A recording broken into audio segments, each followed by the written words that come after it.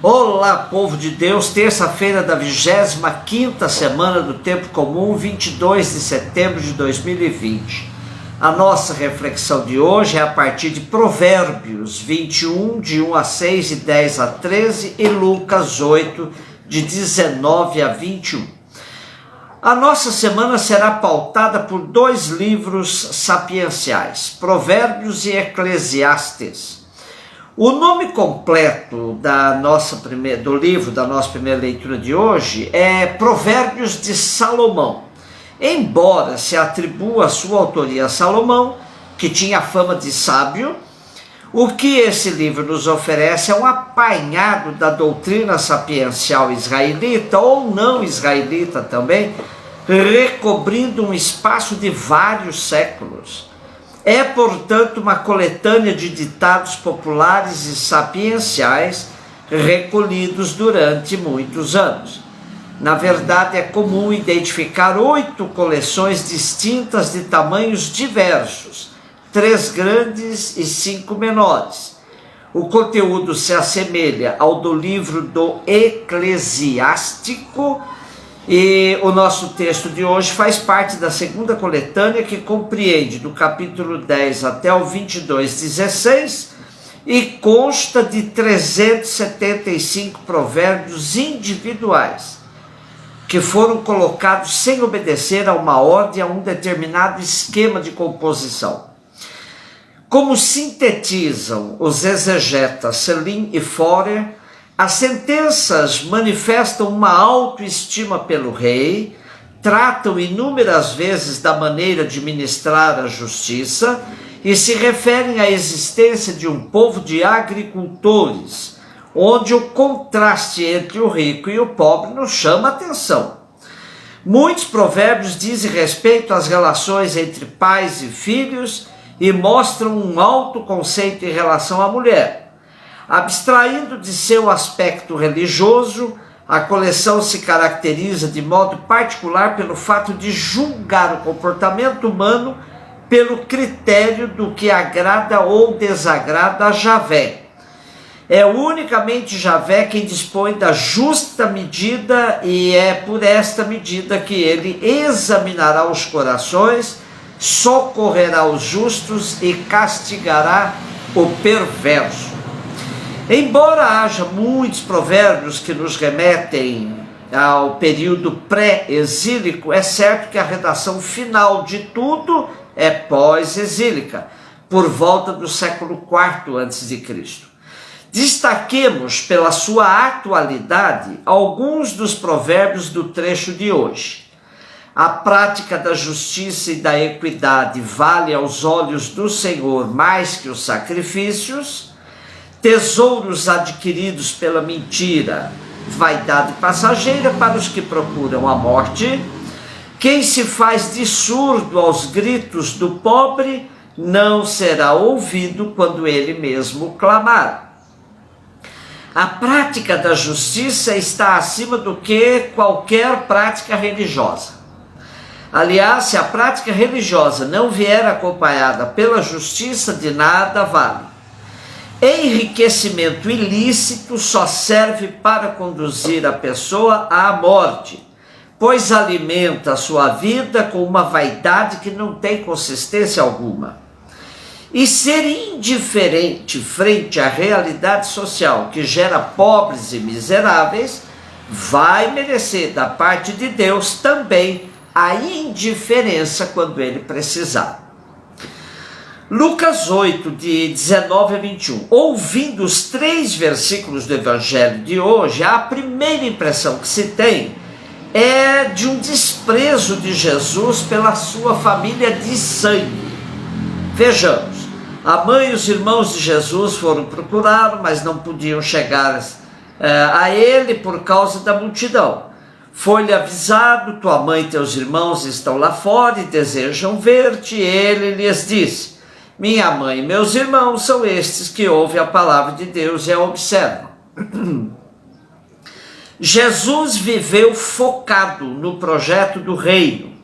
E para quem tem essa opção existencial, a família de sangue fica mesmo em segundo lugar. Não significa que Jesus e seus seguidores não tenham apreço pela família, mas a prioridade é pela família do reino, constituída por gente de todas as raças, povos, famílias e nações. Pensemos hoje em nossa realidade familiar. Há muitos discursos de defesa da família, mas que são verdadeiramente hipócritas. Eu vou pegar um exemplo bem conhecido. Pensemos no atual mandante do país, cuja família, agora com a terceira companheira, reúne filhos das 3 relações. Com a primeira esposa, Rogéria Nantes Nunes Braga, teve 3 filhos, Flávio, Carlos e Eduardo. Com a segunda, Ana Cristina Vale, ficou por 10 anos e teve o 4º filho, Jair Renan. Com a atual, Michele de Paula Firmo Reinaldo, com quem se casou em 2007, em cerimônia celebrada por Silas Malafaia, teve uma única menina entre os filhos, a Laura. Ele fala muito de família, mas chama os filhos de 01, 02, 03, 04. E a última, a filha, ele diz que é filha de um descuido. Apresenta-se como católico romano, casado por um pastor. Portanto, quando você ouve falar e defender a família, veja quem fala e qual é o conceito de família que tem. Há regiões do país que apenas 10% das pessoas se casam na igreja. Os outros casais vivem juntos por um tempo. Depois se separam e voltam a formar outros pares temporários. É comum ouvir dizer que há famílias dos meus, teus e nossos. Isto é, os meus são os filhos de um dos parceiros, os outros filhos da outra parte, os nossos, os que nasceram da atual parceria.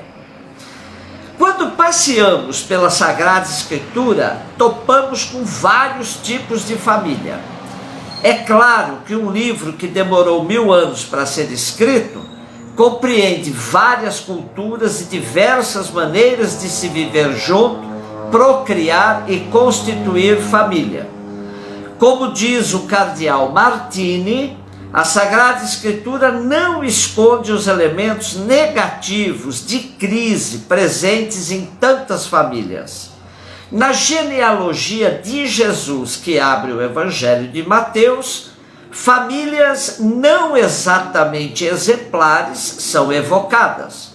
E a genealogia de Jesus, segundo Lucas, que remonta a Adão, evoca grande número de casais em dificuldades, incompreensões entre irmãos ou entre filhos e pais. O primeiro casal em crise é Adão e Eva, que não apenas se desentendem, mas se acusam mutuamente e um atribui ao outro a responsabilidade pelo pecado. Assim, não conseguem ensinar os filhos a se amar, o que acaba por desembocar no dramático delito de Caim contra Abel. Na família de Noé, os filhos não sabem respeitar os pais. Abraão, por sua vez, é incapaz de estabelecer a paz ao seu redor, seja no que diz respeito a Sara e Agar, seja no que diz respeito ao seu sobrinho Ló, de quem deve separar-se. A família de Jacó é palco de sangrentas lutas dos irmãos contra José. Miriam e Arão se aliam para hostilizar o irmão Moisés. A família de Davi é primeiramente manchada por seu adultério e pelo homicídio, depois pela rebelião de Absalão, que se revolta contra o pai. Enfim, por todos os ódios, homicídios, vinganças familiares relatadas pelos livros dos reis e das crônicas. E há ainda as desventuras de Tobias e de Jó com as respectivas esposas. O cardeal Martini afirma ainda que, junto de todas essas famílias em dificuldades, devemos incluir também a família de Jesus, que não deixa de passar por momentos de crise. Basta lembrar o sofrimento de José, que a certa altura quer repudiar secretamente Maria, e a incompreensão de Maria e José sobre a vocação do filho de 12 anos, quando esse se demora no templo de Jerusalém.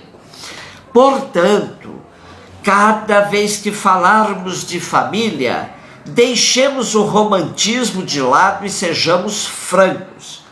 Família é um prato difícil de se preparar, mas é a forma que encontramos para dar continuidade ao projeto de Deus, colaborando com a sua obra da criação. Um beijo no seu coração.